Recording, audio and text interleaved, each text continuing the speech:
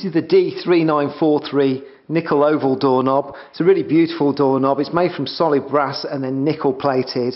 Nickel plating gives a lovely finish to items. It comes out slightly yellowy tinge to it rather than chrome, which is a bit more bluey, so it's a nice soft look to it. The doorknobs themselves are really well made. They come with a really nice long spindle, so you can put the mortice bar there into your door and chop it down to the size that you need.